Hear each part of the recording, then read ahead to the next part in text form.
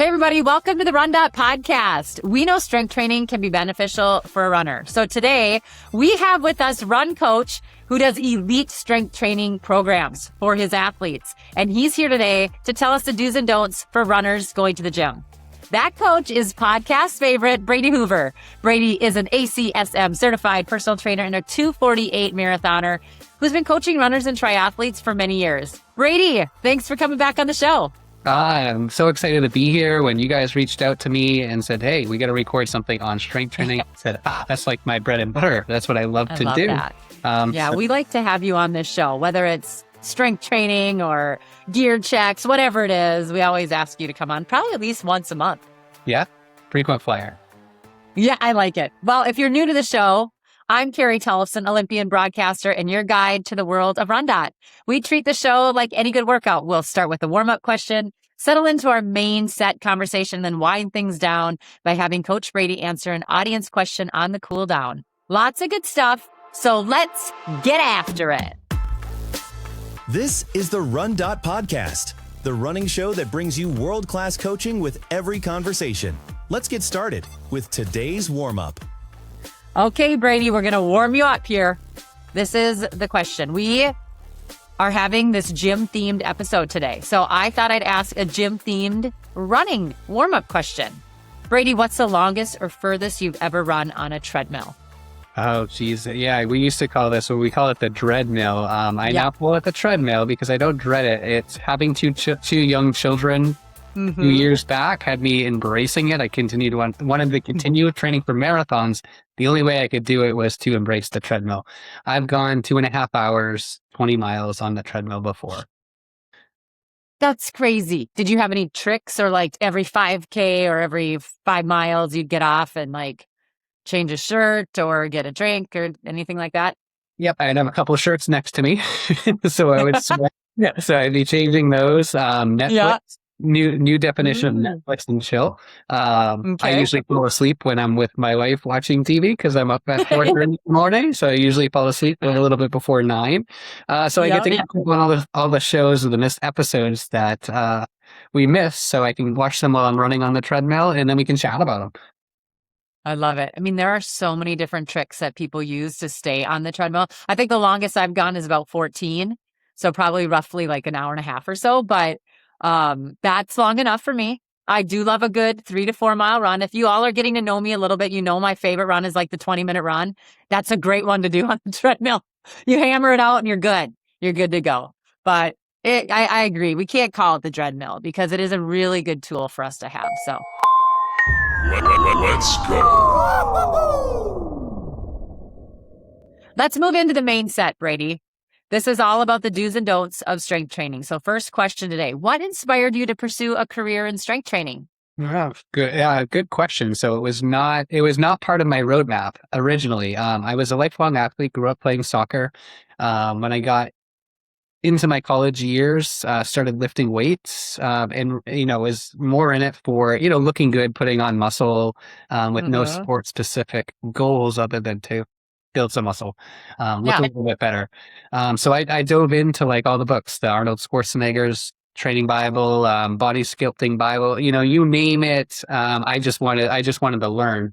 Then in college, I was going for marketing, and I took a course on nutrition my senior year. It was just a general elective, Nutrition 101. I loved it. It helped me with my strength training gains. I kind of made sense of how we fuel our bodies. And I thought, wow, I'm in my second trimester, I'm about to graduate. It's too late for me to change my career path now, so down the marketing road I went. I was getting results from the gym, so I would coach other friends with this strength training program and, just principles that I had learned without an actual CPT. Then I worked for Milwaukee Tools. I was a territory manager. And I moved from there to a couple of jobs, and I was just never fulfilled. Had success in my career, but it was never fulfilling. It was just a job, check it off the list. Then I met a personal trainer at the YMCA named Mark in Melrose, Massachusetts. Started chatting with him, taking his classes, and I said, hey, what's it like being a personal trainer, how much do you make? Blah, blah, blah, blah. Like, Yeah. can you make a career out of this? And he kind of took me under his wing. I went to his classes. He said, come shadow me. For a few clients, he checked for permission, and the rest is history. He just kind of took me under his wing, answered my questions, told me which certification to get, which was ACSM. Yeah. And then I just kind of went on from there. Like, you get your CPT, and then I wanted to learn more, right? We have to do continuing education credits. When I take a continuing education credit, I don't want like a general experience. I want another certification, like something that's going to be 20 to 30 hours of curriculum, good testing on experience. So I took like barbell rehab. I took Mike Boyle's, level 1 certified functional strength and conditioning coach. I took a one on program design that was like sports specific. How do you periodize all this? That's cool. And I just want to keep on learning. It's like I have, open up in the tab every once in a while, function and movement systems. I want to take their level 1 and level 2. I know a lot of it, but actually have a certification in it. So that's kind of how I got turned on to it. It takes a while to build a business. You start training clients and they start getting results. Their friends ask, hey, what are you doing? Oh, I'm working with Brady and he trains at Y. And, the rest is kind of history. It just kind of builds. And then they started referring friends. And then I moved to, where I am now in Newburyport, worked at a great club called Cedardale in Haverhill, Bradford area. And they are just high volume. They're like a Lifetime Fitness, but mom and pop owned. Sure. And worked full time there, built my business there, and it was there until Try.Dot RunDot reached out to me and said, "Hey, we have an opening. Do you want to come work for us?" And I was like, "You coach runners and triathletes and work for a coaching company? Yeah, let's no brainer. Yeah, that's pretty cool. I mean, for you to take the leap like you did from maybe something, you're having to drum up your own business now, which is not always an easy thing to do. Yeah, I hate to say this. I'm 41 now. I hate to say that on a podcast. I was 20. Oh, I got many years in front of you, believe me. So I was like, we were young. We were getting ready to sell we bought our first house. We were getting ready to sell it, start a family. Yeah. So if I was going to make a change, that was the time to do it. Yeah. And had enough to kind of float income for 2 years without a family yet. So my wife said, yeah, go for it. And the rest is history. I love that. And you can truly tell you have a passion for it and you love helping others. I want to know how you write these plans, especially for runners. So do you, write them personally, and do you subscribe or have them prescribed? Do you prescribe them from RunDot, if I could talk already today? Or do you just do it athlete to athlete? How do you do it? I mean, there's all kinds of different ways. All the above. So for coaching tiers, like a lot of us coaches have different tiers, right? Do you need just run coaching? Do you need run and strength? Do you need run strength and run gait analysis? Or, they might just want run coaching and they hadn't strength trained before. The RunDot strength training is great, especially for somebody doing it. So it depends on the athlete, but for the most part, for my athletes that I'm coaching, I give them an individualized, personalized training plan. Strength training plan. I'm looking at, what's their goal A race. I start there and kind of work backwards with the periodization. Yeah. And what other milestone races do they have in between? And how do we sync this up? And what phases, we'll get into that in a minute, of strength to be in and when? So I'll do a movement screening, like a simplified FMS, which I'm not certified in, but I know all the principles because I've been in the field. FMS is functional movement screening. Yep. Yeah. Just in case someone doesn't know all those. Yep. So I have a very abbreviated, we have a PhD here, BJ Leeper, who's certified in that. So I was talking to him about what I do and, so pretty much do his screening protocol. And then I see how the athlete's body moves, what their strengths, weaknesses, and dysfunctions are. And then from there, I could tell, okay, like it looks like your hip flexors are tight, your quads are tight, your quads want to do all the work. We got to balance you out. If I can get some running video on them too, and I see things like hip drop going on or overstriding, I can take those things into consideration when building out their strength training program as well. Because you might see somebody overstriding, they're leaning back, but we don't quite know the why. Maybe it's their forward lean. Okay, that's easily correct. Or maybe they're running an extension, and why are they running an extension? Maybe they lack core strength. So if we can address the core strength, well, that might be the root cause. So it helps to have all of these pieces together. And then I can take into account, what race they're doing and build them like, okay, we're going to spend 2 weeks in this training phase where we're just doing the basics. And then we're going to move to a strength and we're going to work on our stability or mobility. And as we're peaking, we're doing less weight, high repetition, some plyometric work. And we just kind of link together. That's what I like to do. I like to get very involved. But that's a lot of coaching time too. So it really depends on the athlete, what their goals are. But with any athlete that I am working with, whether they're paying for that top tier service, I do a movement screening on them. If they're not on that top tier service, I could do a consultation to just kind of come up with the time there. But I do always give the correctional exercises that need to be done. I might just not take the 2 hours to build out the whole strength training program in that case. I see. Yeah. I mean, it's so nice that we have it. I do want to kind of like get back into that just a little bit though, because I think the thing with athletes and having coaches like you, I mean, I think of it like a puzzle that are the bigger puzzle pieces. It's not like the hardest puzzle to break or to make, right? It's not like that. It's like those kids puzzles that are a little bit bigger. When it comes to our training, we don't have to make it so technical, so hard to put it all together. And I think when you have a coach, that's where all those puzzle pieces kind of come together when you're building like a strength plan and your overall training plan. Yeah, and it doesn't have to be that long. Something like 3-4 exercises, if that's all the person has time for to do twice a week, especially if they're not doing anything, it's very beneficial. That'd be me. Yep. Or in season and I only got 20, 30 minutes. Great. We'll do this for now. And then when your, big races are over, do you have more time? We're going to add to it. Yeah. It's really good that you say that 3 or 4 exercises. I want everyone listening right now, if you are like me and not hitting the gym or not being, real disciplined and doing it at home, I am with you. Even Olympians kind of lose their way at times. And so that was good, Brady, to just say it could just be 3 or 4 exercises. It doesn't have to necessarily be even 30 minutes. Like it could just be 10 minutes. If we just start doing that, I got to start doing that. Okay. It doesn't have to be fancy. Yes. And then it's kind of like you build that and it becomes a habit, then it becomes more of a routine for us to do. So let's all agree to just do 3 or 4 exercises if we're not doing it. As a runner, we always want to do more running, as I'm talking about, right? Like we want to get out the door and do more mileage. It is what it is. That's just what we like to do. But this is kind of the big question for me. What are the do's and don'ts for strength session scheduling? How do you do that, Brady? So I look at where the athlete is. Well, if they're following RunDot, RunDot is going to provide strength training. In RunDot, It's going to be mostly body weight, or they'll suggest resistance bands, but it's all those things that a runner needs. Split squats, maybe Bulgarian split squats, planks, rows, box squats, those sort of exercises, and they're great. As runners, we're always on one leg, so we don't do those compound movements very often. There's a time and a place to like get under a barbell or get under some heavy kettlebells. There's a time and place to do some leg press.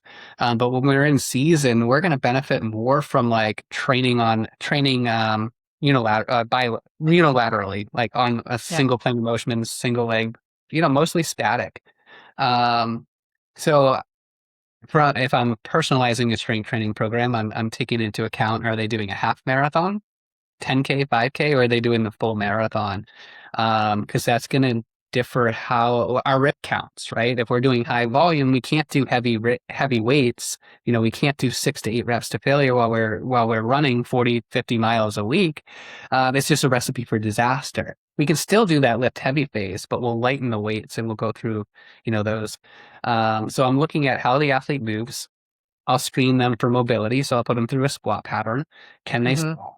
Can they get their femur parallel? Oh, no, they can't. Okay, well, what's going on here? Is it their ankle mobility? Is it their T-spine? What is blocking them from doing it? So we'll kind of go to like some breakout exercises to kind of find out where that flaw is coming from. And then from there, I can build that into their stretching routine, their warm-up routine. Maybe they have trouble with pelvic stability when it comes to like isolating one side from the other side. So I have some exercises they can do there on the ground to kind of learn that movement to better stabilize their pelvis. So I can ask them to do a single leg deadlift.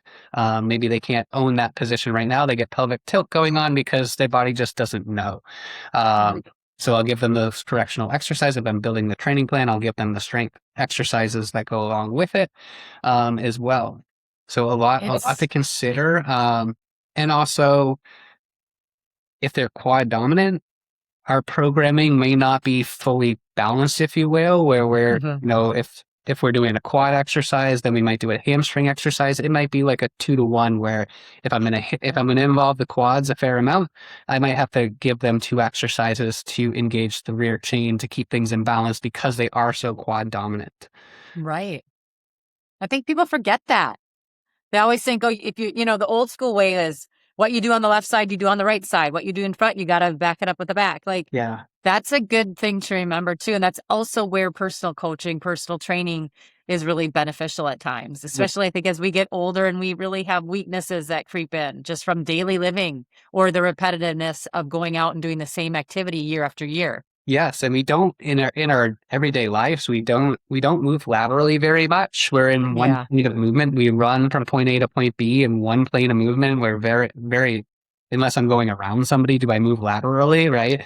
Yeah. When we go to the gym, a lot of folks want to go to the gym, and they work on what they can see in the mirror, which are the muscles that are taking the brunt of it when we're out there running. Our glutes maybe are our prime mover, but what's absorbing the impact is our quads and our calves.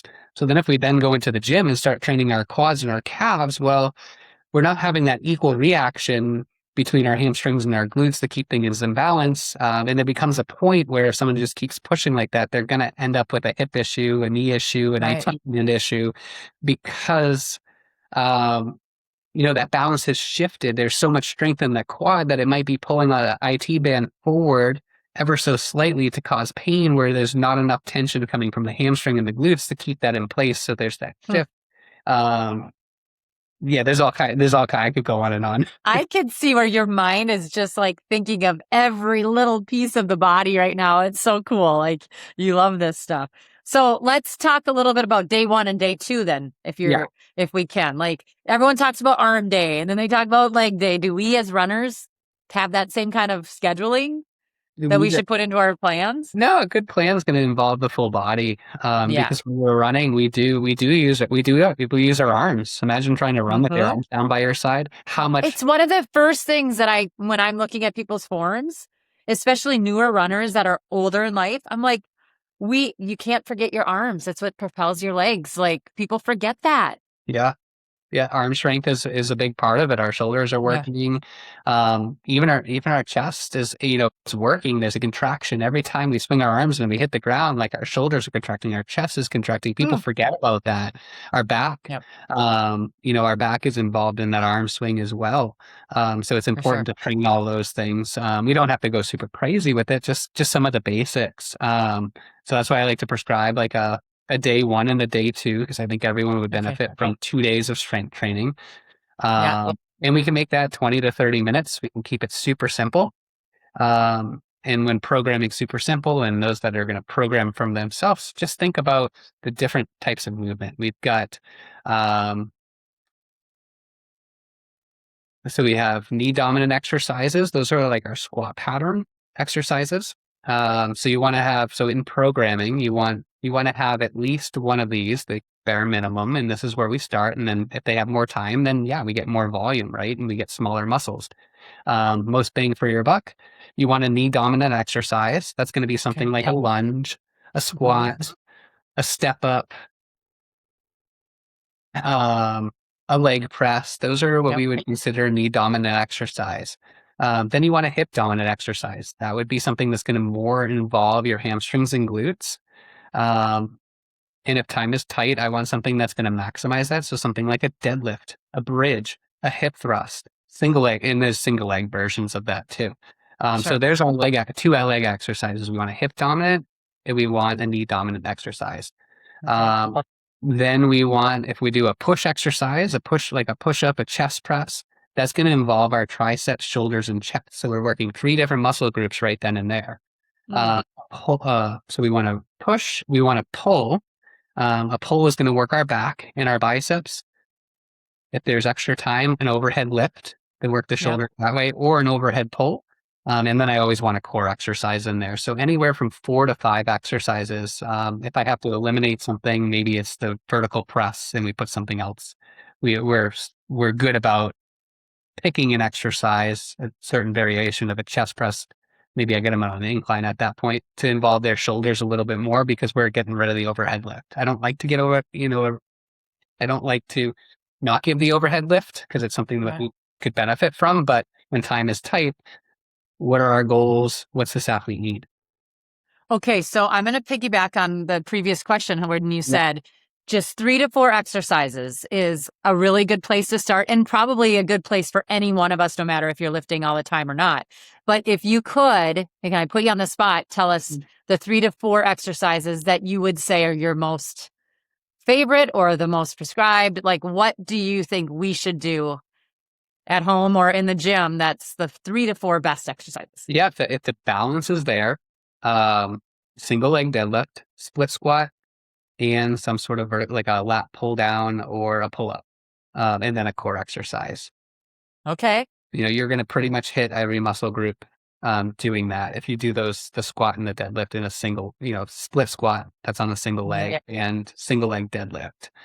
Of course, I want the athlete to lift a little bit heavier, so I might want to give them a 2-legged squat. So in programming, that's why I like to split up on 2 days too, especially when it comes to the legs in our sport. Mm-hmm. Um, Mm-hmm.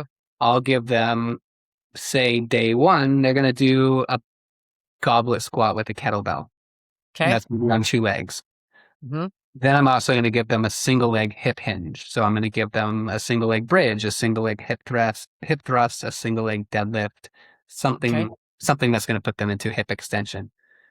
Day 2, I'm going to reverse that. Now I'm going to give them a 2-legged bridge with some heavier weights, or 2-legged hip thrust, your traditional deadlift. And then I'm going to give them a split squat, a Bulgarian split squat, a reverse lunge, a step up, something like that, so that we're still working on 2 legs where we can get some heavier lifts in, but when Yep. we're on 1 leg, we're also working on stability.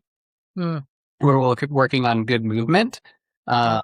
especially like a split squat. If I can set somebody up on the floor, all they have to do, if I set them up on the floor correctly, all they have to do is stand up. And Stand then up. walk Yeah. into that reset position. I love that exercise at the very beginning. I put that in something called my foundation phase, where they're Yeah. doing split squats, but they're setting up from the ground. They're coming up, they're coming down, resting on the ground. If Okay. you can get them moving like that, they're essentially in a correct movement pattern. If I can get them strong there over the course of 3-4 weeks, then I bring them to a regular squat pattern where I let them use 2 legs. Imagine how good they're going to be and feel there. Yeah. Yeah. And if they're older and they have a hard time, there's always modifications that you can just hold on to something to get you Yep. To your up or go from a chair if you can't go all the way down. I mean, there's all kinds of ways to do it. Yep. So, If I set somebody up on the floor, but they can't get all the way down there, I can get yeah. a couple of pads to put Sure. in their knee to bring that floor up 6 inches, 9 Yep. inches, 12 inches, whatever their range of motion is. If their balance is not the greatest, Yep. and their range of motion isn't that the greatest, I can get them on a TRX doing the same thing. If they Sure. have the Where strength- you're holding on the whole time. Yeah, you get it. Yeah. So it's, Oh, it's another puzzle for you to figure out how to yes. deal with each athlete, as they come. That's Yeah. amazing. So yes, now we're talking balance and strength, but the old school thinking was that you should not be in the gym if you want to be a really good endurance athlete. I mean, even my coach at Villanova, Marcus O'Sullivan, who was a 4-time Olympian, he didn't really lift a ton. He did body weight, which is great. We're not saying body weight isn't good, but you are seeing more and more runners and elite runners, especially getting in the gym and lifting super heavy. So I want to ask you a little bit about building mass as an endurance athlete. Is that a thing we want to do? Is it something that doesn't really happen because we do put on quite a bit of mileage? And so it's more about strength and stability and things like that. What do you think about muscle mass as a runner? Yeah, there's nothing wrong with putting on a little bit of muscle mass. I call it functional weight. If you're lifting, Okay. you're putting on functional weight. Where you're going to notice those benefits, not top end speed, maybe top end 10-second sprint speed, you'll see that Mhm. thing. You'll notice it when you're running up hills. You'll notice it more when you're running like long threshold intervals, that your form feels more built together. So you're gonna see those dividends paid in terms of stamina. Your RP is Sure. going to go down. Your top end speed may not necessarily increase. Your 5K will increase because your form is better. Your time to muscle fatigue is later, so you become Mm. more efficient. Um, we're all built a little bit differently. Some people are built with more type 1 muscle type fibers, which are those fast twitch, which have the tendency to grow. And some of us are born with more slow twitch, which are your endurance muscle fibers. And those don't tend to grow very much. Um, but when we start lifting weights, yeah, we might put on a little bit of muscle. Nothing wrong with that. You just don't want your gym days to outcompete your running days. So if you're running 4 days a week, you don't want to be training, say 5 days a week and putting on mass, because then it's like, oh, now I'm trying to run in this new body. Yeah. I want to still continue to run 4 days a week. I want to put on a little strength, but it's happening at the same time that your run is building and your strength is building. So any weight you add at that point is going to be more functional than, say, in the wintertime. Okay, I'm going to lift 4 days a week Hmm. and I'm only going to run 2 days a week. Well, you're going to put on a lot of muscle that your mechanics may not keep up with, so that when you do go back to those higher mileage days, all of a sudden you might have a more broad shoulder, right? More muscle. So that's going to affect our balance when we're running. Mm. That's going to affect, we rotate through the air, a little bit from side to side, maybe not quite 45 degrees, but, we rotate like this, right? Yeah. As we're running. Well, that rotation it's going to change, right? As we get, wider from lifting heavier weights. But if we're running as much or more than we're lifting, we won't even notice a difference, but we'll see Mm. our time savings. It's really, I think, a good point, especially when athletes are maybe growing in height or they are younger and their bodies are changing. I think we forget, as young athletes, how to get in the gym and deal with those changes as well. How do you treat a younger athlete? Maybe there's parents listening to this, or maybe there are younger athletes listening to this. Like, as your body changes as you go through life, how do you figure out the strength program there? So always assessing the way they move, and Okay. what they need, with the younger ones. Like, their bones are still developing, so I don't want to go super heavy with them. I want to keep them Yeah. on more of a 10 to 12 rep range. Higher reps, Just, lower their weights. coordination, right? As Right. as teenagers, when they go through puberty, they're growing so fast that they almost look clumsy again, like they were toddlers, right? They're in this new body and they don't have quite too much control over it. Well, strength training Yes. will control those muscles. Um, but I don't want to put them in something that's going to jeopardize, I don't want to put them in a compound movement if they can't own it. I want to give Yeah. them, sometimes it's going back to the basics Hmm. in doing those step ups and those safe movements, split squats, things like that, to gain balance. Maybe they're losing balance because they're growing so quickly. Well, we were doing split squats before. Now we got to do it with a TRX to get a little bit of balance. We get better. We learn that movement pattern. Yeah. We can let go of the TRX. Now we can own that. Okay, Hmm. good there. Now we can add weight to it. Okay, things look good there. They're stable. Maybe I take a kettlebell and have them put it on their opposite shoulder, and all of a sudden they're a little imbalanced, and they got to learn to control that movement. And then we can progress that to like a walking lunge and add Yeah. some momentum to it. And then they get stable and they can own that. Then we can have them do a walking lunge with a rotation, make them a little bit unbalanced. And over time, that's going to increase their stability. And it's going to get them moving a little bit better too. So good to hear. I mean, I have a 16-year-old daughter who grew like 8 inches, basically from seventh to I don't know, end of eighth grade year. It was a big jump that I still kind of say to her, you still look like you're salsa dancing a little bit, especially as you fatigue. Her knees don't quite lock in and pull her through when she is using that long stride now that she has. So it's really good to be reminded to like remember that they're young. We don't want to add a lot of weight on them in the gym, but that TRX is so good. I forget about that. And that would be perfect for my Ruby, just because she is learning how to handle this new body and this new height, especially. It's like, Oh, I can see above the trees now, basically. She's grown so much. Yeah, and I think about my 6-year-old daughter when she runs, she kicks her, kicks her calves You up, know, oh, right? yeah, yeah, Like the upper, like the everything from the knee to the hips are good, but the legs are kicking out. And I'm like, oh, she would benefit from some step ups, sure. And she would with probably love that at that age. or something that's going to involve her quads. And it's like, how can I take the equipment that she's using at the playground and incorporate that in so Yes. that she doesn't know she's training Yep. people? Brilliant. I love that. So next question. This is kind of, more supplement style question. When you go into the gym, you see all kinds of different people. You see that person with a big water bottle. Maybe it is a protein drink. We don't know what they're doing. We also hear just a lot of people talking about protein and carbs and all these different things. So let's go through a little bit, like, I guess we can say, like, the gym rat habits. Right. What do you think about all that? I think runners have a different mentality sometimes than, like, the old school, if you want to quote unquote gym rat style, but maybe not. Maybe we're all kind of going together now. Yeah, we could benefit from some of the things that we see them doing. Um, they might be taking a pre-workout drink. Oh, Often is that needed? I don't think so. It's the equivalent of like having coffee with some calories, right? okay. Sometimes with those pre-workout supplements, there's like caffeine in it, or a lot of caffeine, or some other form of stimulant that's going to give you energy. Um, Take that in the afternoon, it may be hard at first to fall asleep at night. But it can give you that extra boost. Is it necessary?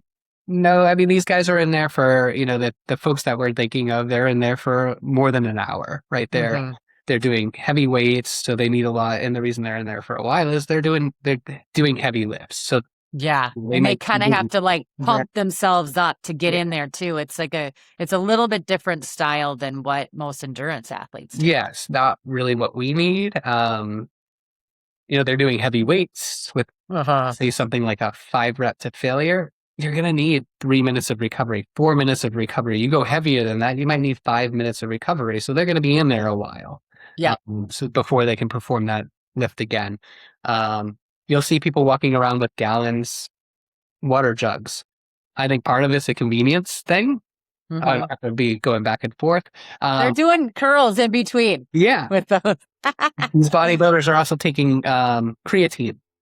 Creatine, gets stored in the muscle. It helps pull some of that water into the muscle. So Mm. there's something to be said for that. Also, when you weight lift and you're lifting heavier weights, the muscles really heat up. So water can help cool those down too. Um, so they're always drinking. Us as runners, we're only going to be in there maybe at top. In the off season, I might give them an hour gym workout. We don't need a gallon of water, 24 ounces, 20 ounces, a liter at most. Okay. You might see people walking around or mixing protein powder, protein drinks mid workout. Again, those folks are going to be there for longer than an hour. They're lifting heavy weights. Think about all the muscle trauma they're doing. It's going to be a little while before their next meal. That helps them bridge the gap. I see. That being said, could we benefit from a protein shake? Absolutely. If you're not going to be eating within an hour after you finish strength training, yeah, protein shake is a great supplement. I'm a firm believer you can get everything in through a good diet, good nutrition. After a gym workout, I'll make a green smoothie with peanut butter and chia seeds, and maybe I'll put a little bit of protein in there if I'm not getting it through my dietary needs that day. Like, I'm not having Yeah. a lot of protein with breakfast or lunch or dinner. Mhm. A good way to get additional proteins.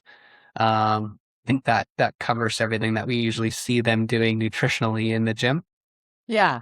And I also think that is just sort of, I don't know if it's their fun. I do think it's a mentality that, weightlifters have. Like, they are very meticulous, and it's almost like they check that off. I've gotten this many micros and this many macros and this much protein. And that's just sort of their mentality. And I think for a lot of endurance athletes, we look at more at what we eat in a meal rather than what we're filling in our bottle. And it's not that one way is better than the other. I just think that, to me, on the outside looking in, strength people, that weight trainer or weight people, what is that when you call it, when they're doing like shows and stuff, bodybuilders. Yeah. Yeah. I mean, that just seems like in the history has shown that that's kind of how they check off their training day.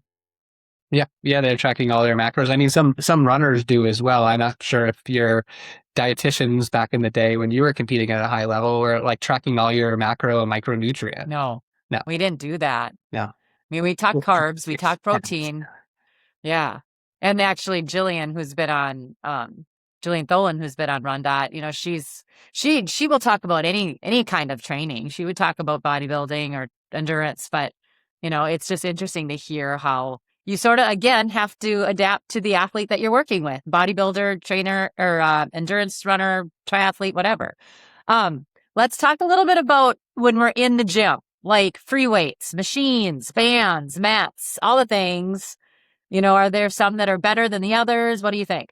Yeah. I try to keep people off of the traditional machines. A leg press, different story, but I'd rather have them squat than leg press, right? It's more functional. Like you're going to get more, think about this. You're going to get more bang for your buck. If I put you in a leg press, you're going to get a lot of power. Your back is supported, your core is supported. If I put you in a squat, you're holding that kettlebell, right? Right, you know, around your collarbone height. So your core is involved. Your glutes are involved. Your hamstrings are involved. Your quads are involved. Your calves are involved. If I'm doing that same exercise in a leg press, well, it's just my quads, hamstrings, glutes that are involved. Yeah, if I want to get a little bit more longer, okay, great. I can put them in a leg press. But I want to work everything together. We're athletes. Like we want everything to develop together. There's a time and a place for a leg press, absolutely. But you know, I'm thinking more convenience for the runner. You know, time is of the essence. How can we get most bang for our buck with the limited time we have in the gym? So free weights, TRX, single leg movements. We're going to get more bang for our buck. If you let's take a squat pattern. Take a squat. You go down, you come up, right? Yep. You've got your adductors and abductors involved as well. You don't feel them so much. How can we get a little bit more out of them? If we take a split squat, which is the same movement pattern as a squat, and now we're doing it on a single leg, well, you feel your inner thighs working. You feel your adductors working. They're more involved. That's why I like to make somebody strong in single leg movements before I put them on two-legged movements, so that they can get all those benefits. And when we're running and when we're especially when we're landing, we want what's stabilizing us: our calves, our quads, our abductors, our adductors, our glute maximus, glute medius. The more I can train them on a single leg, the better they're going to be in their run, the longer time to fatigue. All of a sudden, they're going to get up to mile 16 in a marathon, and they're going to say, wow, I still feel my glutes firing. I'm starting to get tired, but I still feel like my body is pretty well put together. Because we did strength work. I love that. I stay away from the more like your hammer strength machines and those kinds of machines, with the exception for cables, because they're a fixed plane of movement. So you get in there and say you're doing a chest press, right? I can raise the seat up and down. Yeah. You know, and then all you have to do is press it, right? But it's only going to go in one plane of movement. Maybe it's got a little arc to it, so it kind of, but it's a fixed position. We're not stabilizing it, we're just pressing. We're going to get a little bit more benefit going to a dumbbell chest press where, you know, now we've got stabilizer muscles going with those dumbbells. Yeah. If we lose the dumbbells and go to a barbell, well, we're a little bit more stable now because we got one fixed object. We don't have to stabilize two independent things. We can press more weight, we can get more power. There's there's a time and a place for that. I like that in the off season when we're trying to get that raw strength, if you will. But more bang for your buck, dumbbell chest press. Because you're working your core there. You're stabilizing, you're working your chest, triceps, and shoulders as well. Yeah, and I even think of like my dad who has an old football injury in his shoulder, and you know, going and doing a machine just doesn't work because one is it's lifted up and it's just kind of awkward. So I mean, I think that's really smart for you to remind us all that dumbbells can do maybe even more than a machine can. But yet I understand the convenience of a machine too. Yeah. It's just like, oh, you just go down the line and you make sure you push, you pull, you got it, and that's nice. Like if you don't want to think or if you don't know how to build a plan really, but Things that's like so, arm shoulder presses. I love people doing those. I yeah, prefer people to do those standing up because think about everything that's below that as that dumbbell's up in the air. My core is involved. Like there's just so much exactly. more involved. And the other thing to think about too is in this day and age, like we sit to work, we sit to drive to the gym, Right. we sit to eat our meals. We sit all the time. Yeah. We want to go to the gym and sit on a machine. I'm like, there's going to be more benefit. We're sitting all the time. We need to sit. Yes. And then you have your phone and then you just start to scroll and you forget, nope, I'm supposed to keep my heart rate up, but let's go to the next machine. Yes. So yes, I agree. It's rest. Yes. Yes. How about what do you think of classes when you're at a gym? Yeah. I mean, I know that you go to Zumba twice a week, Yep. but actually it's so fun. I was just at Special Olympics and there was a bunch of pro athletes. And I mean, I could see those guys. There was a bunch of football players. I mean, they love dancing. Like there are definitely a time and place for all of those classes. Absolutely. And especially if it brings the fun into some sort of fitness, then get after it. Go do it. Yeah, there's all the trends right now is you got your Zumba classes, which are great for cardio. Mm-hmm. We get plenty of cardio through our running, so I would rather advise my athletes to not do Zumba. The other thing I like about Zumba is there's a lot of lateral movement, right? Side to side. We don't get that in our lives. We need more of that in our lives. I like to program that into their strength training to have them do lateral lunges or something we call star lunges or clock lunges where we're lunging to the 1 o'clock, the 2 o'clock, the 3. You probably those are great. So Zumba cardio focused, great for cardio. Yeah, not for strength, great for lateral movement. Tabata is really popular. I do like Tabata class. Tabata protocol is 20 seconds on, 10 seconds rest, and you do sets of that. I can't speak for all trainers, or all coaches, but most are gonna do a full body workout where they might have, because we're in a group setting, we might be doing chest presses on the floor for 20 seconds. Then we stand up with dumbbells. Then we stand up and we do 20 seconds of rows. We get 10 seconds to get back down on the floor, do our chest presses. We go through that. We have a 1 minute transition or rest. Now we're working on legs where they're doing deadlifts and squats. And then they're moving on to core, and so, and maybe a cardio, session. So, Tabata is a great way to get strength if you need some motivation. Body pump is very popular. I like body pump. Body pump, you're using a barbell, it's not a barbell, but it looks like a barbell. And weights on it, and it's very lightweight, it's high repetitions, but you're getting a full body workout. They have you doing bent over rows. They have you doing squats. They literally have people doing cleans, and that just scares me sometimes because the movement pattern's not there. But that's in the programming. It's it's a lightweight. Sometimes I just have to look away. I'm like, if they could just slow it down. I know everybody's doing 20, but you could get 10 good ones in the same time that everyone else is doing. You can get it better. And we all get competitive. We want to do more than everyone else. So we're just like, oh, funny. What are some other workout trends out there?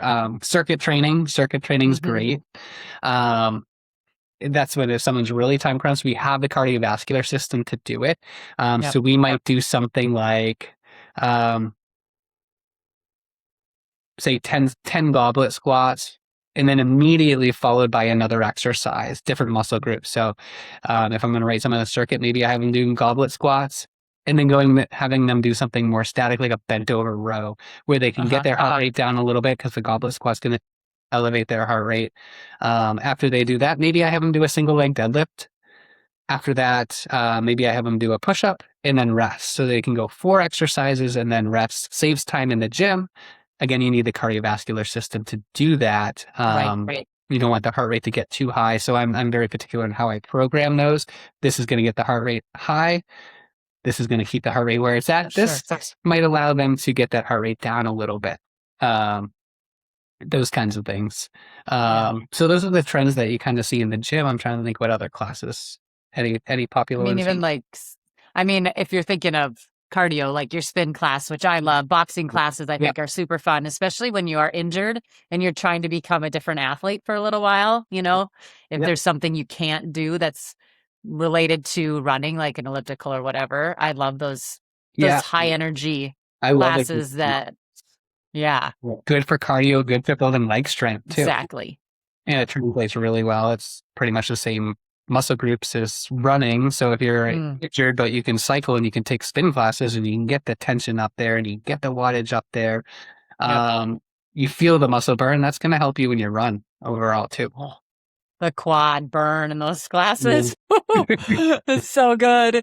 Let's talk about, since I brought up the elliptical, we've talked about the treadmill already, but like those spin bikes, the ellipticals, the arc trainers, like all of those machines, like what's your do's and don'ts on those? Yeah, great alternative to running, especially when it comes to the zone 2 days. Zone 2, time on foot, but time off of impact. So say Tuesday's your hard run and Monday's your easy run. You go to the gym and you use the elliptical or arc trainer. Your goal is to get your heart rate in zone 2.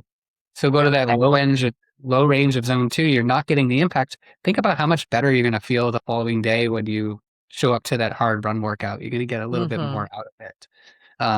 So nothing wrong with doing that. If I have an athlete that wants to be active 6 days a week, at least 2 of those days is some form of cross training, whether it's cycling or elliptical or arc trainer or stair climber, something different, walking on an incline even. Yeah. Do you have any don'ts that you think of when it comes to being on a machine in the gym for runners? I mean, I think of right away, like the elliptical for me was I could stay pretty much in the same fitness as I did as a runner. I would go really hard. But like, for instance, I had plantar fasciitis for 16 months in one foot and 18 in the other.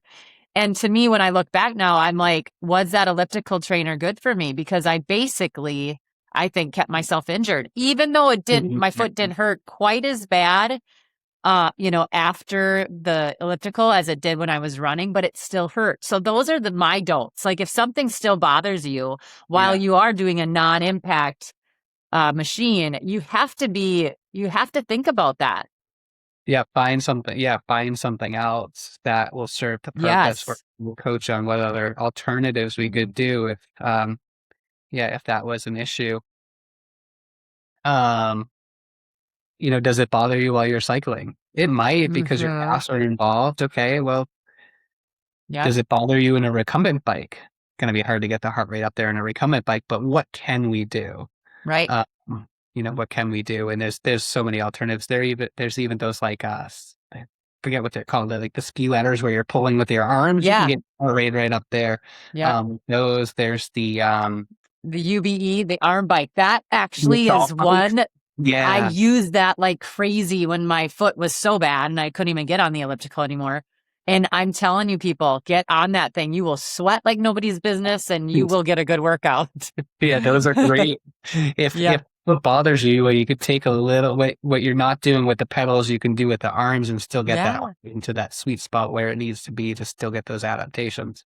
Yeah. But again, with that, you have to kind of learn it. You go forward, you can go backwards, like just have some fun. I always say that, if you are truly a runner and you're in the gym having to work out on different machines, probably something is up, right? Or we have to supplement mileage on other machines, but have fun becoming a different athlete. That's the big thing for me is when I'm hurt, I want to be better as a runner after. So I figure out how I can do that. We've gone through a lot of things, Brady. If you can just kind of like summarize some of the do's and don'ts of strength training, I think that would be a fun way to wrap this up. Sure. Some of the do's. So when you go in there, think about, as I mentioned earlier, when you're writing a program for yourself, think about, I want a knee dominant exercise, a hip dominant exercise, a push, a pull, and a core exercise. You do that and you're in a great place. On those knee and hip dominant exercises, get yourself on a single leg from time to time too. Because you're always going to do, say, a squat and a deadlift, or a squat and a bridge. Well, if you do a 2-legged squat, single-legged bridge. Day 2, 2-legged bridge, single leg squat, like a split squat. Okay. Okay. So those would be your do's. Keep it simple. You'll see Mhm. people doing dumbbell curls on a BOSU. Like, yeah, I don't know what to think of that. You have to lighten the weights. You can stand on the stable floor and lift more weight. Uh-huh. There's other exercises I can give you to work on that stability that would be more beneficial. You might see somebody doing like burpees and you're not there yet. You don't have to be doing burpees. No. Keep it simple.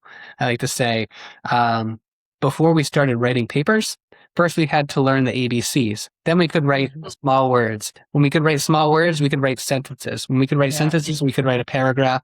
When we could write a paragraph, we could write a story. Mhm. Strength training is the same way. Start with the basics. Start simple. Progress from there. Don't try to stay away from the machines unless it's absolutely necessary. We Okay. set for a majority of the things we do. You might look at a machine and say, what's this machine want me to do? Oh, it's a chest press. I could do a cable fly. I could do a dumbbell chest press. I could do a push up. Oh, this is a rowing machine. I could do a bent over dumbbell row. I could do a supported row with a hand on the bench. Like there's other variations. So those would be my do's and don'ts. Um, I love that. I think that you have kept it simple for us. You have made that puzzle kind of easy with the bigger pieces. Um, where I think the big thing where I want to go to next is how do you do it all? Like you are training everybody, but you are still racing at a pretty high level. You're doing all the different things. Now you're getting ready for a triathlon. So you have 3 different disciplines that you're trying to fit in. How do you fit in your strength training? you have Because like clear I know it's communication. not too late. I know I got to get going again. But we talk about this all the time. There's a lot of things that get in the way in life, especially, when you're working or you have kids, all the things. So Yeah, how do you fit it in? keep it simple and like in season when the volumes are high.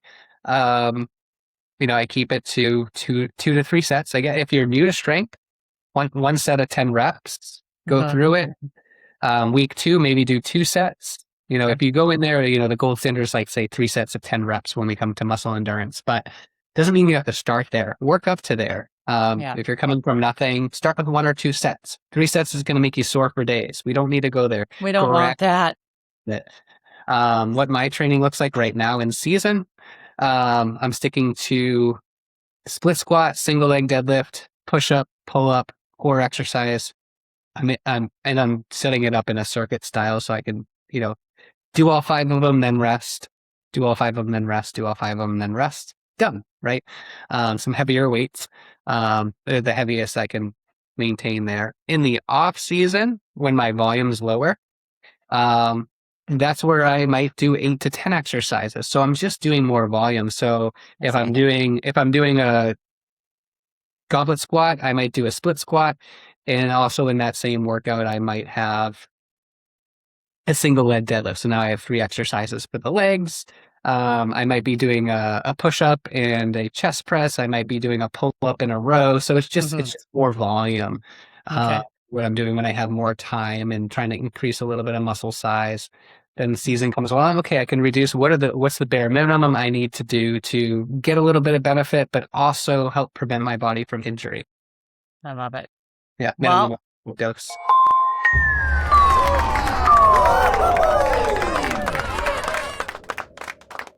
we have one more question for you, Brady.